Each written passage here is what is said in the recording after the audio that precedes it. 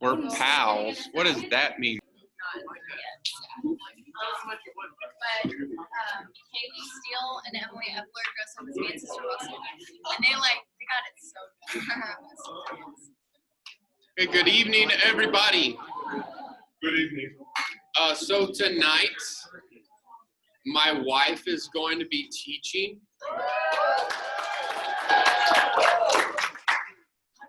I am simply here as her comfort blanket. So, well, you talk a big game in front of all of them.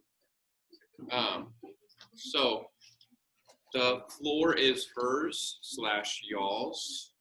Any question that you would like to ask her or anything you would like to know about life, you can now begin. How are we doing attendance? Well, Aunt Hannah's not here tonight, so maybe you can convince Colin to do it.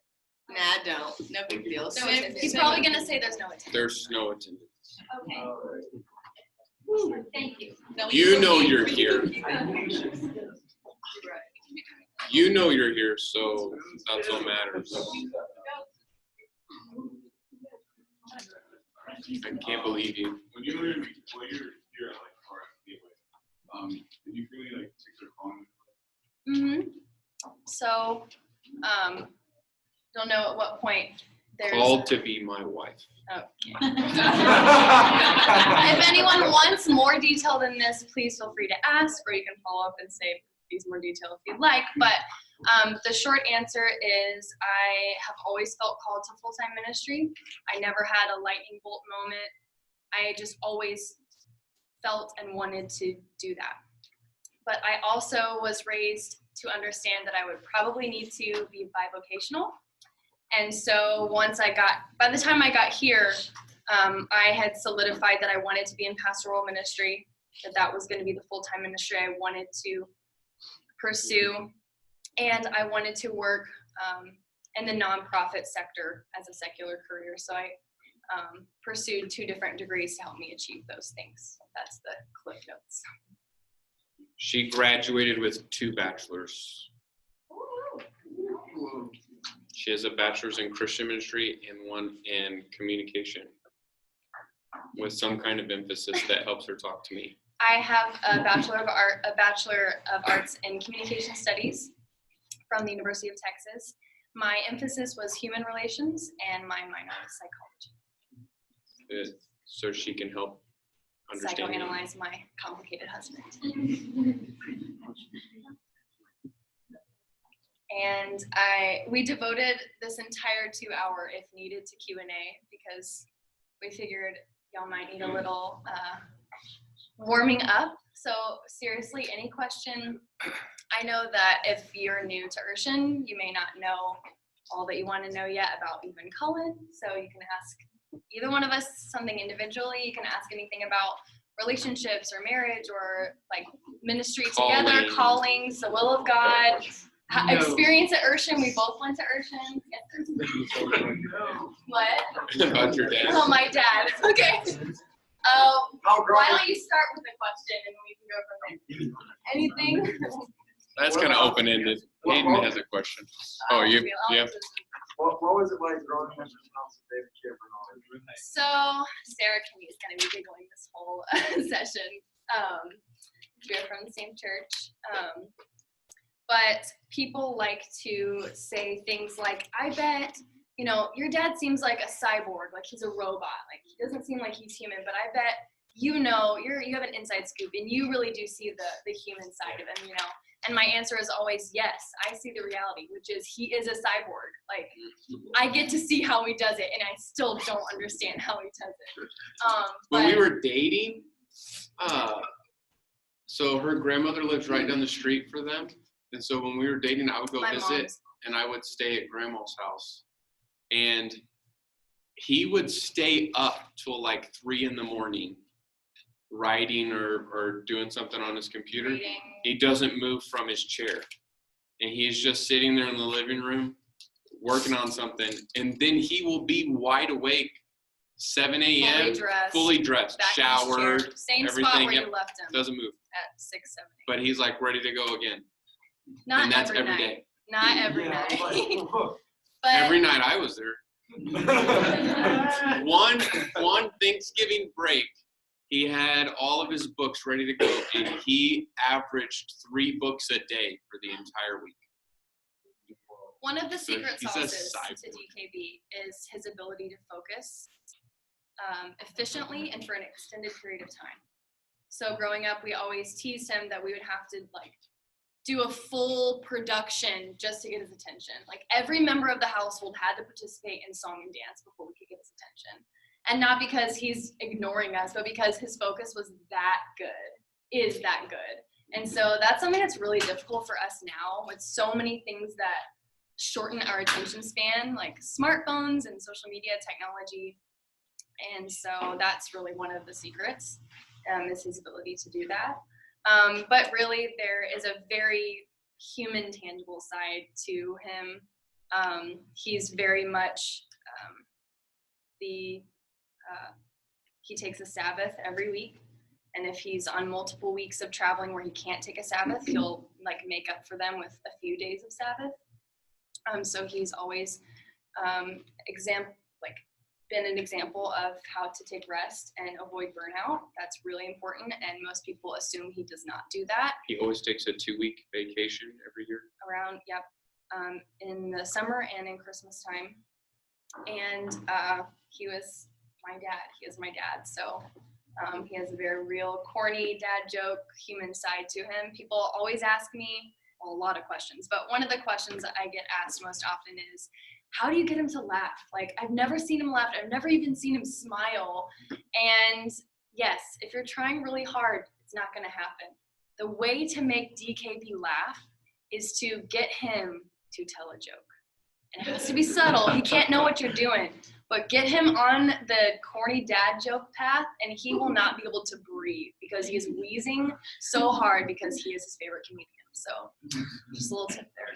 But I can answer more, but moving on from my dad. Aiden had a break. Well, if someone has, I just was trying to get the, I was gonna ask about your dog. Oh, our dogs. I love your Okay. dogs. Cliff notes, and you can ask for more detail if you want. We have 2 dogs. Luca is our almost 3-year-old Australian Shepherd. He is a blue merle, is what his coloring is called. So he has like black and white speckles all over with brown. He's really beautiful. He has ice blue eyes that people describe in all kinds of different ways. Some people say it looks like he's always gonna kill you, like he's waiting for He you to fall looks asleep. insane. And then some people are like, oh, he looks so like Happy and or it's like energetic. all over the spectrum with what people think he looks like, but He is going blind. very slowly, but he already has cataracts. Yeah. And then we have Lola, Luca's a 60-pound dog, so kind of give you an idea of the size. And then Lola is a rescue. She's a little all-black terrier, we think. She's about 15, 20 pounds. She was here gained this some- morning. Y'all Yes, saw she her. was here this morning. We call her our support dog, Had and her in she's class. like, she'll get in one position and cuddle you all day and never move and be happy. Whereas Luca's the exact opposite. He's like, ball is life. Will you throw this all day? And I will never let up. Ever, ever, ever, ever, ever, ever will you play, please? He doesn't So- care about any other toy, just balls. So those are our dogs. And In the sugar bowl. yep, we like to bring them around. We need to do it a little bit more often, but especially around finals time. Like we'll have to do it a little bit earlier this year since you guys are leaving, but we like to bring them around to bring therapy and support and comfort and snuggles. Jumps if it's Luca. He will definitely jump on you. Yeah. Yes. How did y'all meet? Oh. I'm wondering for every question how long, how short the answer should be. I don't want to bore you guys. Give us the full length. Do the guys agree with that request? Because I can totally do a girl. The guys aren't asking questions. Yeah, guys. Like I said, We probably have she very was different called birth- to be my wife. And the reason I can say that is because she felt like the Lord was calling her after she had done 1 year. So Yeah. she did 1 year at UT and then came, let me get to my punchline. I'll sip my coffee. And then she was just coming for a 1 year certificate, but we were both in a relationship that entire first year. So then Serious relationships. the Lord called her to come for a second year. And that was when we started dating. So it was just waiting for the Lord to work on her heart so she could meet me. That's why he brought her to Hershey. Because then she went back to UT after. So we met moving day, day one, and like he said, we were both in serious relationships. So we were both in conversations with our significant others about marriage. Like we were both in serious relationships. And I remember moving day because my mom and I walked past him and my mom was like, oh, he's cute. And I was like, yes, he is, but he's also crazy. And we were both dating people, so no, thank you. Connie thought I was hot. Okay.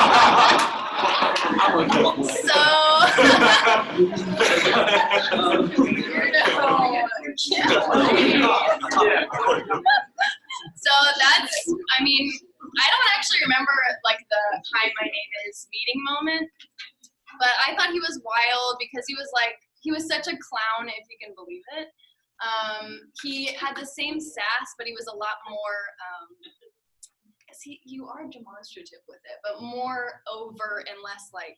I was still the same personality. He's still not even sly. Like, he's not even slick about his crazy. I wore the same thing back then. It was just a different outfit. You know, like I wear the same outfit now. It's a lot more colorful. I used to always wear Converse jeans and a button-up shirt with a superhero T-shirt over it. Oh no, why? That's awesome. You want to know what the I did worst it part about before it was popular. He influenced others to do the same. No. Yeah. So the rest of That's us pretty are ballsy. Converse Yeah, the Converse. and the like baggy jeans. for the It was a extra good look. baggy Yes. jeans. None of his clothes fit him. So Just wait for preview. Preview is when I always wear vintage Cullen. it's So the one that's- time semester he gets to do that again. Wait, so it was a long sleeve button up with a short sleeve? And he would like I would roll fold it it up up to to where, his like, like three the cuff was way, right above like a my elbow. baggy kind of way too. Like the worst possible combination of those things that you But could if you think get of. other people do it too, it's baller. Yeah. You know, I'm pretty No, sure 'cause Bannon they're did all it when I just worked at youth crazy. camp. Bannon would do that. Have you seen his style though? So we met at school. He has an older sister who's 17 months older than him, and so they're really tight.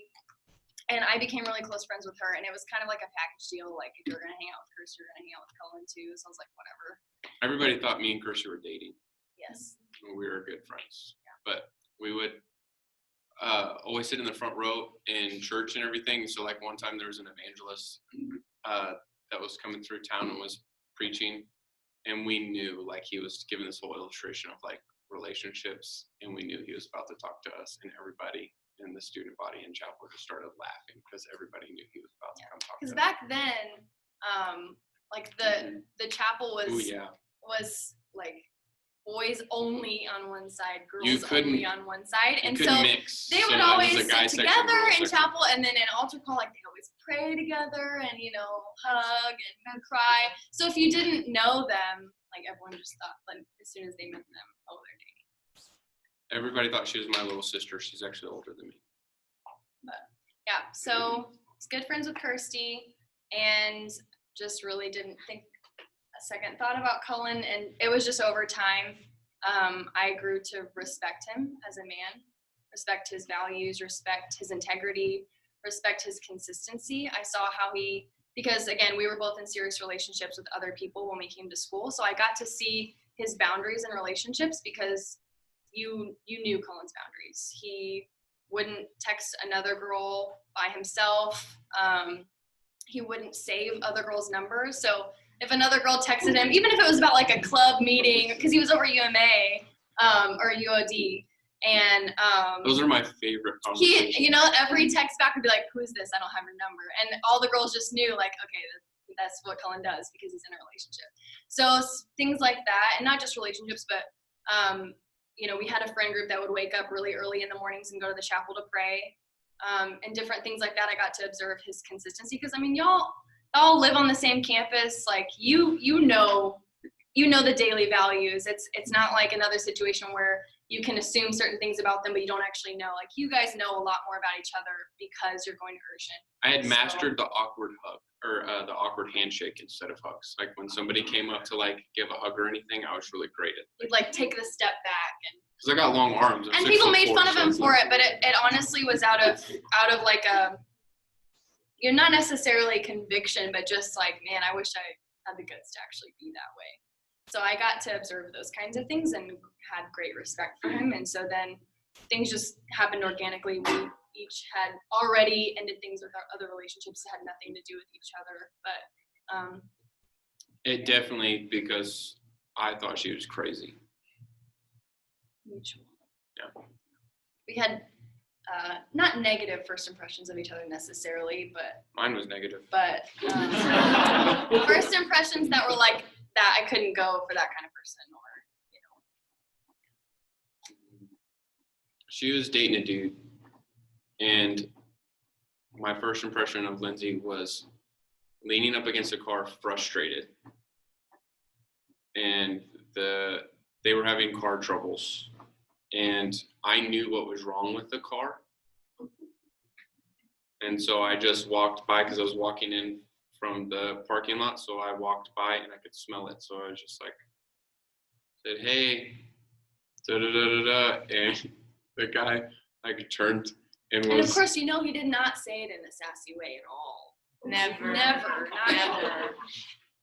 when I told him exactly what was wrong, and he turned to me and he was like, "I don't need your help. I have AAA on the way. They're gonna tow the car." And I was like, "You don't need to tow it, but okay." And you could tell that she was frustrated, so she's just leaning up against the car. And so I'm a good old boy from Texas, where you're supposed to take care of your own car, and I'm just like, Thinking I'm a dum dum. I'm like, what a wimp. He's getting AAA, and she's stuck with him. She must be dumb. I proved him wrong. Yeah. But that was, so Connie was interested in me at move-in. He's taking every opportunity. But then, so she said we were friends that freshman year. Lindsay said that we were friends. And so I was changing the oil in, yeah, that was in January. Yeah. I was changing the oil in my truck, DJ's car, and her Jeep. And that was the first time that I actually met the Bernards. I was changing, of course, she didn't tell me that until I was covered in oil. And she was like, "By the way, my parents want to take all of us to get food tonight." And so then I get done changing the oil and like freak out, and I'm like hurrying because I got to meet the Bernards. And so like, I'm not thinking of it like with her. I'm thinking like, oh my gosh, this is the future of my ministry. This is the general superintendent of the UBCI. So But little did he know that was probably the most endearing first impression my mother could have of him, because So I her couldn't- dad yeah, is a do-it-yourself, fix the cars, build anything kind of guy. so they came a little bit early, so my hands were covered in oil. Couldn't actually shake her hand, anything like that.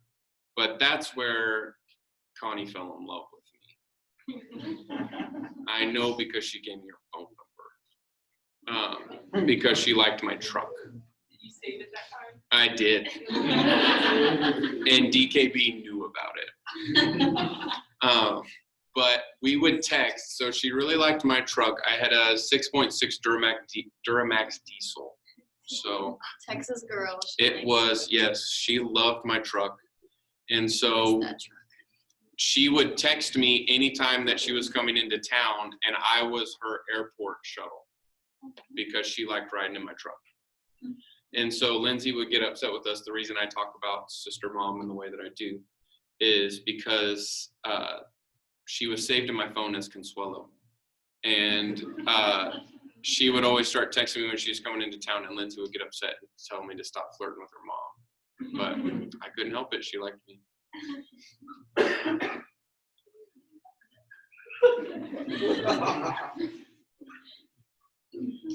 Oh, yes, Kate. What kind of dates did you like go on when you were in college? Like, what you guys? So, well, I also really liked the truck because because I'm a Texas girl. Like everyone drives a truck. So we would go on drives. I carpooled with him a lot before we were dating. We would carpool to and from nursing home industry in his truck. So like once we started, We're very bad about dating in general. we're quality time people, so it doesn't have to be this, big romantic thing. But we would go on drives, especially when it was a stressful part of the semester.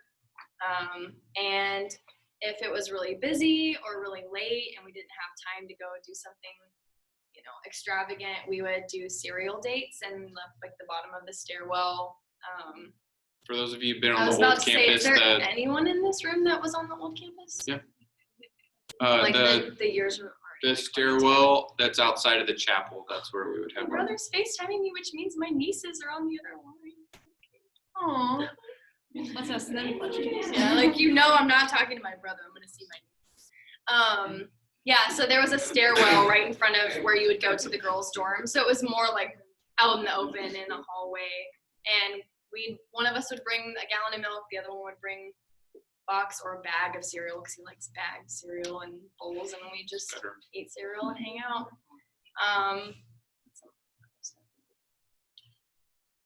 We hung out in our group a lot, though. Yeah, so we didn't. That's what I said. We're bad at dating in general. I would say we were successful at it, but Well, yeah, but I mean, like just dating. So like we're very, very driven individuals, and so even when we were students, all of our dates and hangout time, stuff like that, was like doing term papers and going on outreach things. So DJ and I were in charge of the outreach division. So we went on a lot of things, like she mentioned, the nursing home, stuff like that. She also works, so y'all met Randall DeMerchant. Her and Randall worked in the music office together. So there used to be, I don't know if there still is, work study positions to like run the music office. So we like planned chorale. We used to have a worship arts conference. So we planned that. So they would be working late nights and I would just do my homework on the floor in the office. He was making middle school moves. I was making a lot of middle school moves because she didn't realize I liked it. And so I had to play the long game because I had seen her shut down a lot of dudes on campus. Like Exaggerate. this one More dude, and more every time. this one dude wrote her a song. And And apparently, like the whole guys' dorm was like just waiting for him to come back to. Like, oh, we know knew if what it was going to worked, happen, I but we guess. just wanted it to happen because we wanted to see.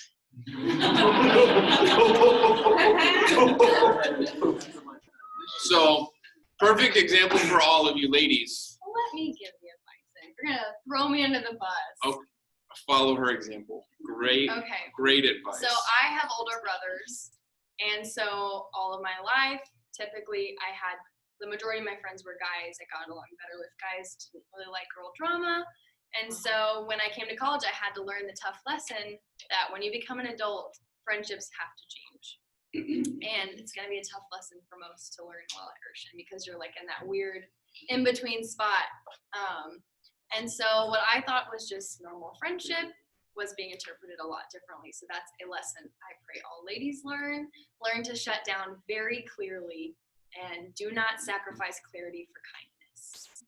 This dude You wrote can her a be song, kind, but don't and she sacrifice said, clarity for kindness. I'm not attracted to you, and I would never date you. Did not say that. It was clear. You got it. No misinterpretation. Did not say that. Those were things that were said. There was more things said around it, but those were the two. And that's the Colin Cressman translation. So yeah, I had to play the long game. Whenever I caught feels, I moved really slow. So like she was in the music office on one end of the music office. I started by coming into the music office on the other end and doing homework, and I slowly moved closer. So middle school. But it worked. But it worked. Okay. Other than that story questions, unless you want more details. You got ministry. What do you do after you said that to him? The guy that I said no to. Yeah. After And he got married to another woman. Oh. Yeah. That's you right here. It was kind of awkward because he played the song for me, and it was just like, okay, what do I do now? And I was like, well, that was really nice, but you know, I really appreciate the sentiment. I appreciate you taking time to do that. I'm not, really interested in a relationship, but thank you so much. And then he was like, oh, okay. But then he like struck up conversation kind of. I don't know if that was his way to like not just get up and walk away, which I know would be like sad to do. So then we just like talked for another little bit. But thankfully, I guess I was clear enough that he didn't, take anything from that. So yeah, but he did get married, happily married. So it all worked out. Was this song at least good? Yeah, it It was good. great. It was really good. He played the acoustic guitar to it and everything. Like, it was great. All of us were hyped. It was a legit song. Yeah, I think they were even watching. I think you could see from one of the windows. Oh yeah, we were definitely all watching. Because the way the whole campus was, it's like if you have ever been to the old campus, like the true front of the campus, which is like the back of the library building, like you can see it from the guys' dorms. Like all the windows of the guys' dorms are like this, and that spot was right here. So they're all like. Thankfully, I didn't know at the time that I was being watched, like on camera. But. Any questions about ministry, about calling, about the mysterious will of God, about what we see in our future? What do you Don't feed him questions. I'm trying to, I'm Don't feed being him shy questions. here. Just gotta wait the awkward silence. What do we makes see in our everything- future, Jesus? That's the Cullen answer. Amen. We both feel called to pastoral ministry, but so far, God has taken us down a very non-traditional road to that end goal. And that may not even be the end goal, that may be the middle goal of our lives. My goal is to be involved in everything. So we definitely see that in the future. Hayden has a question. Yes, ma'am. Do you think, I feel like we've gotten mixed answers, not answers, but like I've had different people tell me different things. As far as like planning your life out and like knowing what you want. Like I feel like I do have a calling and a heart for something, but I don't know yet, like when I graduate, I'm gonna do this and I'm gonna go here and I want this secular job and I want to work at this church. And Yeah. I really don't have this plan because I have learned that plans don't always go as planned. And so I feel like I'm kind of just very in the spot where like, I'm just wherever God leads me kind of thing. And then whenever I tell people that, they're like, oh, so But what are you called to? But what are you called to do? There's always a follow-up. Yeah, to yeah, that. yeah. You are normal. You are normal. You are normal. Every one of you, you're fine, you're good. Because right now, If you think you have it figured out, you're delusional. it is good to plan, it is good to move, but God always has a right to redirect you, and He often will. My dad was finishing school with no idea what he was going to do. No idea. He had to tell my mom, who he was secretly engaged to because she wouldn't let him announce it yet because she was very shy and wanted to just make sure it was right. He had to eventually say, look, lady, I know I'm going to graduate in May. I have no idea where I'm going, no idea what I'm doing, but I'm going somewhere. So you're either coming with me or you're not. She said, okay, I guess we can announce it and we can get married. So if God can put the places together for DKB at the last minute, He can do it for all of us. And the redirecting is not a shameful experience, because if it's God's will, then there's a reason that you spent the time that you spent doing the first thing before He redirected you. There's a reason you've got the training that you've got in law. There's a reason my dad had the training he had in law. You said you don't feel a call to a pastoral position. Would y'all consider that a position that's in a larger area or more like a countryside church? A small town mission? I don't think of churches as a size necessarily. Or As- defining them in those ways, rural versus urban. There is no end to growth, so we don't get caught up in the idea of numbers, as in my church should be big. My goal is not to have a big church, but the goal is to make disciples.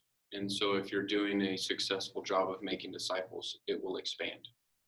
So And we're both from areas that have a need. I mean, everywhere has a need, but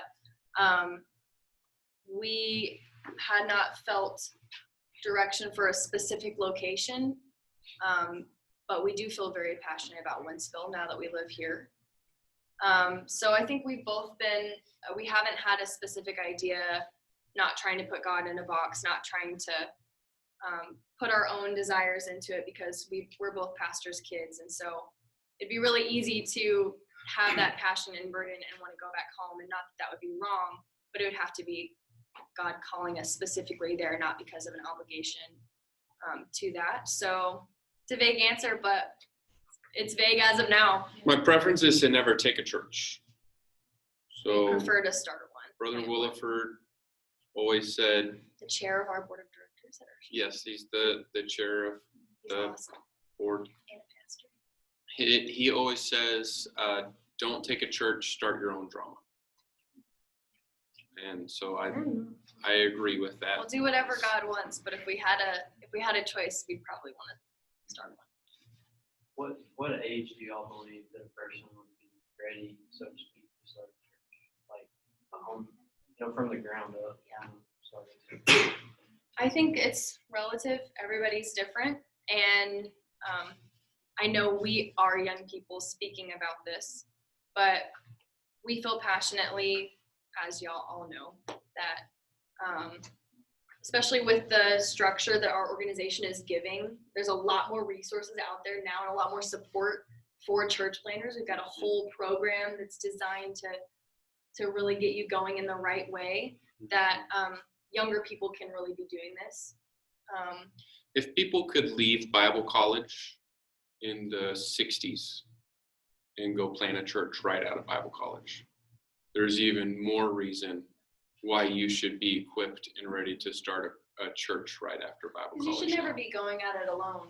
You'll always have people that you're submitted to, that you call for advice, that you call for prayer, people that you take with you if you can to start the church. So, But even like she said, is we have a better organizational infrastructure, better districts, better funding. better funding, all of the things that you would need if they could dig it out back then. With none of the things we have now. Then you should be able to do it today. The biggest thing is a call. Is it really doesn't matter your age. It's got to be something you're willing to die for. And that's what gives you the ability to be worn out, is Got that young you have energy. you have purpose behind you. Is most of the time people give up on things because they're not actually doing it because they have a purpose. The people who get the most out of college are the ones who know why they're doing it. If you're And if it's just general. if you're just doing it to check the box, then it'll just be checking the box. And that's one of the reasons why I make y'all do stuff like the calling covenant. Is some of y'all probably still don't know what you're called to, but I'm trying to force you to think about it as early as possible. Put something down. Even if you have something that changes. So even if you say right now I'm called to be a teacher, if you have a purpose in mind, it allows you to appropriate information.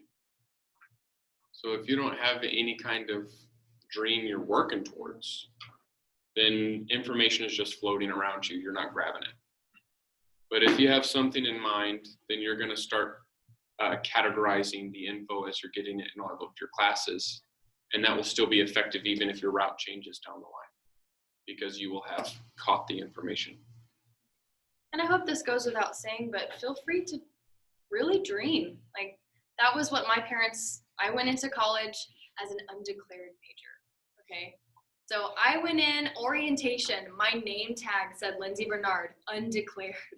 That was my name tag. All these high achievers at the University of Texas that knew exactly what they were going to be, engineers, and they knew from 17 years old that they were going to finish with a master's of business administration, an MBA, going to this, nationally renowned school for business, all these different things. And here I was, undeclared.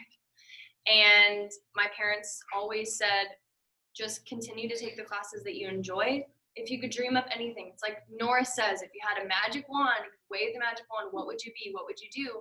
And I just started to dream. I just started taking more of the classes I liked. And then I was like, you know what? This would be really cool if I did X, Y, Z.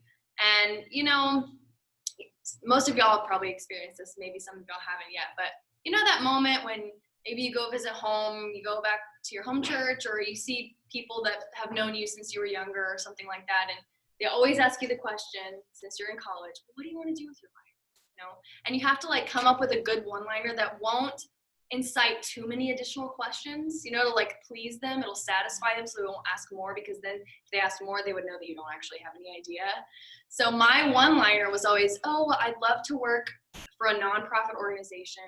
I'd love to work my way up to where I'm an executive assistant, to work for, a chief administrator of a nonprofit organization. I'm from a city where there are a lot of opportunities like that. And so I thought if I could serve a city in a way that would have free, open doors for me to witness, but also I could work in an administrative job. So that's something that I love to do, something I have a skill set in. That would be great. And I had no idea what that meant or what that was going to look like. And then the night of our graduation party from Urshan, Sister Russell comes up to me and she said, hey, I got your graduation invitation for the University of Texas. I noticed you're getting a Bachelor of Arts in Communication Studies. I need someone like that to work for me. And all of a sudden I found myself working for the CEO of a nonprofit company, Urshan. Had no idea what that was going to look like, and this is what it looks like. Is this my end goal, my end career? No, which is why right now I'm asking God, what's next? Not saying that I'm going to leave this job anytime soon, but an assistant's not an end job for me. So if you ask me what I want to be in life now, I'll tell you I have no idea. So I say that too, to say not as a fear, not to give you fear, but the experiences you're having here of trying to figure out what God's calling you to be, trying to navigate what His will is and what you're supposed to do until you know that, those are going to be the hills and valleys through the rest of your life, because you're going to have multiple seasons. You're going to be multiple things in your life. Now, some of you may pastor for 40 years. Some of you may be a missionary for the rest of your ministry career, but a lot of you will be a lot of different things. And so you'll go through that fork in the road, and so get comfortable with it. Be good with God redirecting and not telling you anything until the last minute, or what you think is the last minute, but really it's His perfect timing. Mine was the last minute. I was aimless, and I was glad that Sister Russell called her, because then she was my sugar mama. Our first married years, he was a full-time student at UGST and I worked full-time. And we lived on campus in a 500 square foot apartment. That was a blast. Interesting days.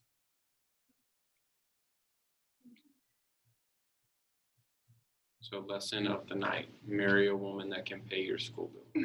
Oh my goodness. I mean, if possible. Shoot for the stars. Yeah. So regarding y'all's ministry experience, what do you feel something that you could and an insight you could provide us that you feel is vital for us, basically if you had to tell us something, if you had a short clip of just ministry advice, or if there's a top 5 things that you should know, or if there is something you categorize in that, what would it be? Do what you know to do while you don't know what to do. My dad always says 90% of the will of God is just doing what you already know to do. You've got a Bible full of stuff that you will never get through in your lifetime as far as growth. And so we think that we don't know what to do because we don't know what to do with the things we think we're supposed to do, the tangible, And a lot of God's commandments are tangible, but the will of God is not It's not Mysterious. mysterious. The Bible's full of it. And I mean, there's so much that can be said, but one additional to that note is to, I don't know how to sum this up in a really quick statement, but You think about it. okay, go for it. Work ethic. It does not matter how much passion you have. If nobody sees it, no one cares. And that is something that really makes a difference in ministers. I can guarantee you, Any job. yeah, I can guarantee you the people that become ministers are not the ones who were the smartest theologians, were the most talented preachers, were, fill in the blank. They're the ones that outworked everybody else. That is always the case. If you go to a pastor and you say, who in this church has a call of God on their life? They are not going to give you the name of the young man that's been writing sermons. They're going to give you the name of the young man that's been showing up and volunteering and works hard. Doesn't just show up and volunteer, but the one that works hard. And so your work ethic is the most important thing in a calling. It doesn't matter what area it is. If somebody cannot count on you to work, they don't want you to be with them in the kingdom working. Think of the phrase that people use a lot, bloom where you're planted. Really matters that you work where you're planted. It's good if you take a waiting period or any season of your life and make sure you're personally growing with God, but there's always something to do. And so whether you know that's for sure your life calling, or if it's just like, hey, I'm recognizing that the bathrooms need to be cleaned, or I'm recognizing that we don't have someone to greet people when they walk in the door. Can I do that? Actively look, what can I be doing to serve the church right now? Even if I don't know what I'm ultimately going to do, because any ministry experience is ministry experience. What I was going to say is own your zone and give God his. And what I personally mean by that is we act and emotionally process like it is, like the weight of the world is on our shoulders, like it's our job to figure out what we're supposed to be and do. Yes, you need to follow the Bible. You need to do what you already know to do. But we act like it's our job to figure out all the big pieces, and it's not. It's God's job. And if we would embrace that and realize that I just do what I know what to do, and God will do the hard stuff, we'd live a lot more free of stress and anxiety and pressure. We'd live a lot more like this guy, just kind of prancing through life. I'm a good prancer. Well, I was going to say, he said 5. Oh, you said 5? Oh, we got what, like 3, 4? It's 3. Sorry, I didn't hear a number. Go for it. Go for it. Reputation. People try to act as though you're, my reputation, like people can judge me all they want to, but I know who I am. I know Blah, my blah, blah. relationship Yeah, with I know my God. relationship with God, all that kind of stuff. That's cool, but it's not actually going to do anything for the kingdom of God. It does matter what people think about you. And that is also coupled with the idea that you've got to have thick enough skin to take criticism. If somebody tells you that your reputation is a deadbeat, then you don't get to fight that and say, well, they're wrong. I'm not changing. You need to take time to consider it. If people think if people think you're a bum, that means they don't think you're a minister. If people think that you are bad with money, if people think that you're loose with girls, whatever your reputation is, whatever is the first thing they say you are, that means they aren't saying you're a minister. It's the number one thing they should think of you. You should live and behave in a way where the number one thing they think is that is a minister. When they hear your name, is that matters, as you represent the kingdom of God. Paul says that to Timothy when he talks about being a overseer and a deacon, is that you should be known by outsiders. He's not even talking about church people. They should be known and tested by outsiders so that they have a good report for the faith.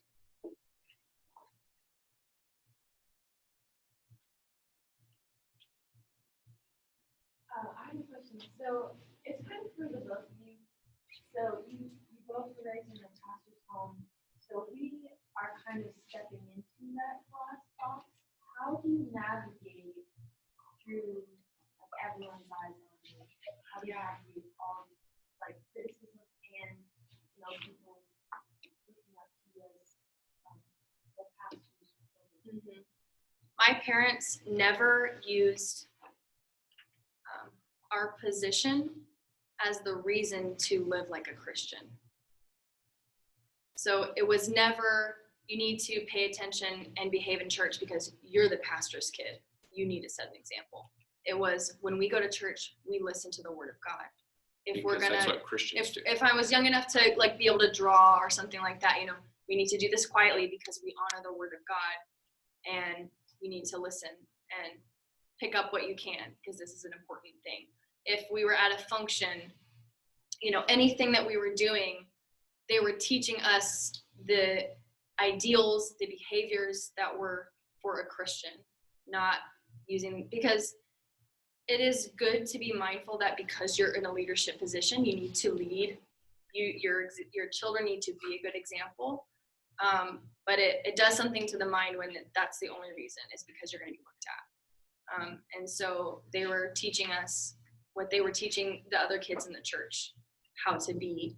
And there was a balance because we were in pastoral ministry. You deal with people, you deal with hurt people, you deal with people who are going through things that may cause them to lash out, may cause them to attack. That's part of the process. I'm trying to help them grow and heal from all kinds of things. And so my parents, in my opinion, did a great job of balancing the information that we heard.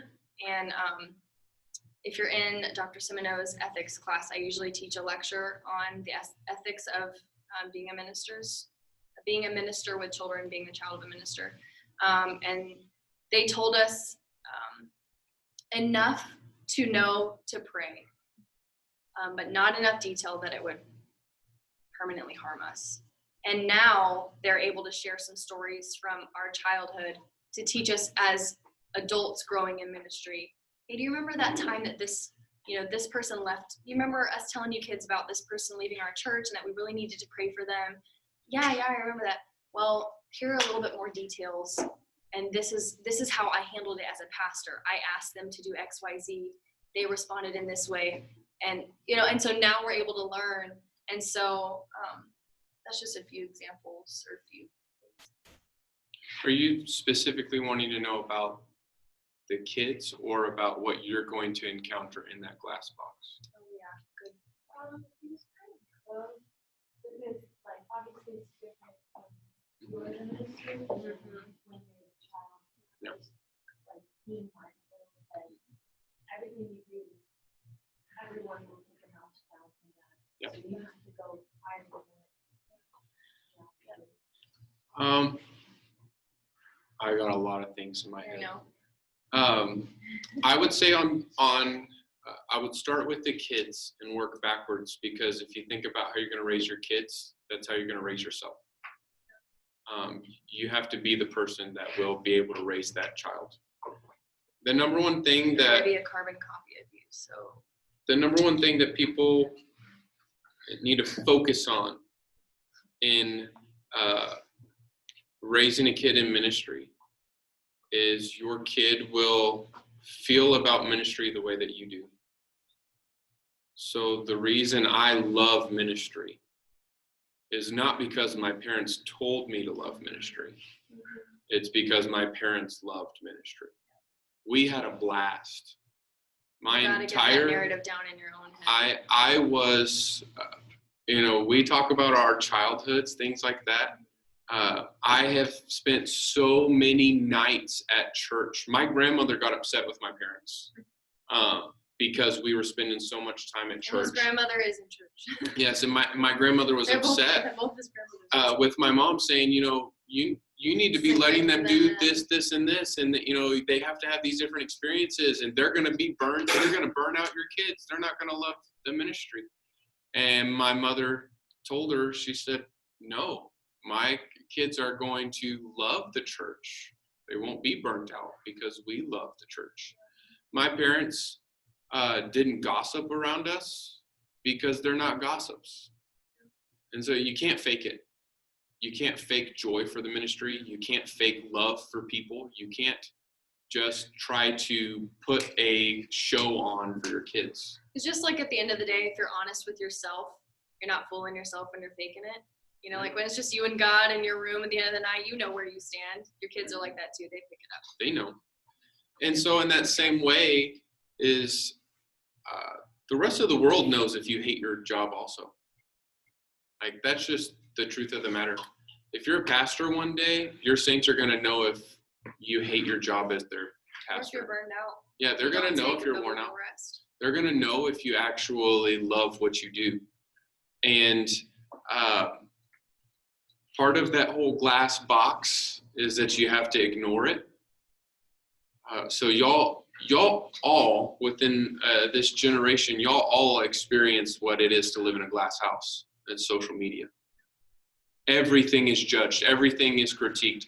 You post a picture and you just thought you were posting a picture, but somebody else, Branded you. they know what you were actually posting. Okay? You don't get to be in charge of your own narrative. That's the truth of a glass house is you just, so I go hang out with Ethan and Ethan posts a picture with me and somebody immediately responds, so say that some upperclassman starts saying that, well, Ethan is just trying to maneuver and Ethan is just trying to make his way up the ladder. And so he's attached himself to a professor. They caught you. Shoot. Okay? They don't actually know that I held Ethan when he was an infant. They don't actually know that. Real story. Yeah. So I can tell you what Ethan was like as a little kid running around after church. So they don't know that. Okay, so they don't know that we have history. And that's what a glass house is it's up for everybody else's interpretation of your life. The only thing that will stand is if you truly, your reason for doing things are honest and genuine. I don't live a holiness standard because I'm worried about what somebody is going to think about my holiness standard. I live my holiness standards because I believe in them. I live and I preach. It goes back to your reason. The reason Yeah. you tell yourself, the reason you will tell your kids is not because we're in a position. Yeah. Because you should hopefully be living the exact same life, whether you're not even in a ministry, a vocational, getting paid ministry position, or whether you're a full-time missionary. I went to school with a student that didn't believe Jesus was God. Why he stayed at a UPCI Bible college, But- never know. But he believed that we had a good networking fellowship. So to him, it was a good church for socializing. And he would tell you that. Yeah, but the thing is that at the end of the day, his ministry has automatic limits because he'll not be able to fake what we all see as reality, is that we worship Jesus Christ. And so that has to be the core of everything that you do, is I don't just believe, or I don't want to just fake a good marriage. I don't want to just fake good parental practices, things like that. I have to actually believe in them. I'm not just walking around with, trying to fool everybody. You think about the glass house for Lindsay and I is our marriage, our whole first year was in the apartments on the dorms. Thankfully, the girls' side, not the guys' side. was on the girls' All side. offense, guys. But I remember the very first time, so I've already told y'all this before, but I was a loud individual. I still am. But when I start talking, I'm not talking at Lindsay. Last Usually thing's I'm just music at annoyed 5 with a.m. something and I'm just talking about it. And that's the thing is a lot of people were walking by our dorm room and they're like, wow, Cullen's a jerk. He's just in there screaming at Lindsay. So that was like, at first it was like, whoa, do they actually love each other? But the thing is it all comes out in the wash because we do actually love each other. It's not just that you put your ear up to a door one day and heard. To say when you were Yeah? done with your answer. Okay, well you can give the rest. One of my favorite Connie Bernard phrases to quote is, "It will all come out in the wash." So, ooh, I see writing. It is quotable. It's a good one to know, good one to remember. I literally have it. Grace Carr made me an art piece for my birthday last year, and it's a portrait of my mom with that quote, and it's on my wall at my house. If you're Christ-like, if you are consistent, if you're faithful, if you are the real deal, it'll all come out in the wash. At the end of the day, no matter what anyone says about you, no matter what happens, people at the end of the day, the people that matter, I'm not saying like, oh, well, certain people don't matter, but the people who are genuinely looking to see the truth, they will see the truth. At the end of the day, all the cards are on the table. It'll all come out in the wash. You will still stand. And so if you have a support system in place, even if it's a really small one, at the end of the day, it's probably going to be a real small one, but if you have those core few people in your life that you can lean on, that can challenge you, that can, you know, be your fangirls, fan guys, then you're set. It'll all come out in the wash. And that's about being in a glass house. Y'all can go on break for 10 minutes. Some challenging questions. It's at another hour.